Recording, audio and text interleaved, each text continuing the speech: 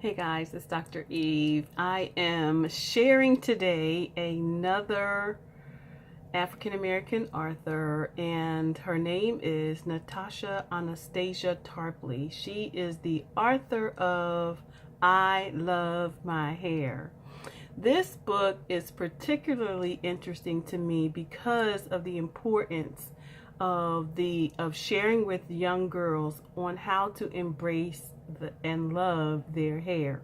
You know, we are in this revolutionary era of going back to our natural state, which is beautiful, right?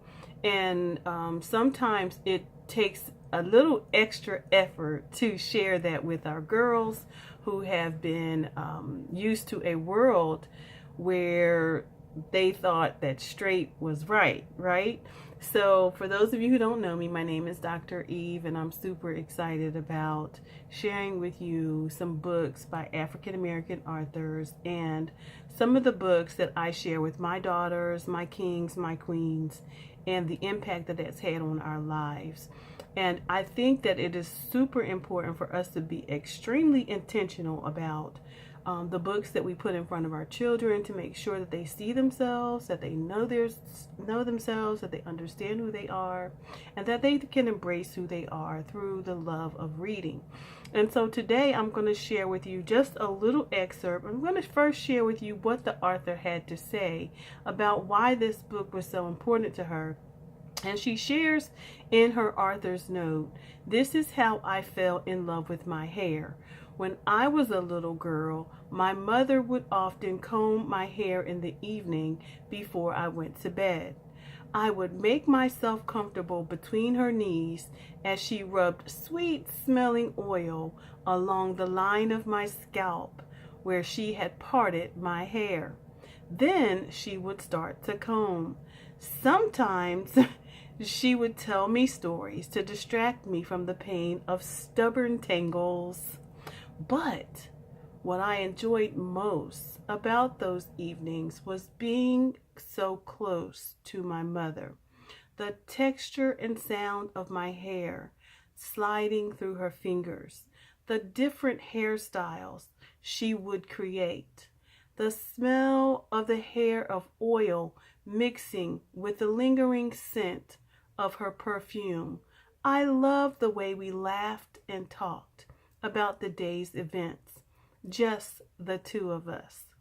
Now that I am older, my mother no longer combs my hair. I found this to be very liberating at first, but once initial excitement over all the different styles I could now began to wane, I saw that beyond the freedom lay years of struggle. I went from one phase to another with my hair, from relaxers to punk rock spikes, from braids to barely their short natural. Almost 2 years ago, I decided to grow dreadlocks. For the first time since those nights when I sat between my mom's knees, I was at peace with my hair, at home again with myself." And that is the story of many of us who grew up. For me, growing up, my grandmother who used to comb my hair. And yeah, it can be quite tangled at times, but it's the memories that we remember and the importance of embracing who we are. So I'm going to share as well a couple of her sayings, opening excerpts from her book, and I hope that you enjoy it. "Every night before I go to bed, my mama combs my hair. I sit between her knees, resting my elbows on her thighs like pillows. Mama is always gentle.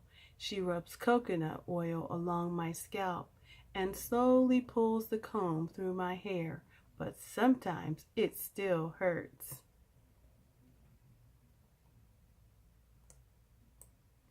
And she moves on.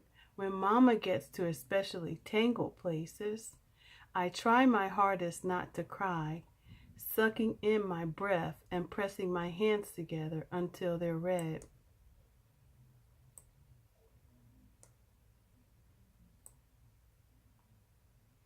She has all sorts of beautiful colors of bows and barrettes for my hair.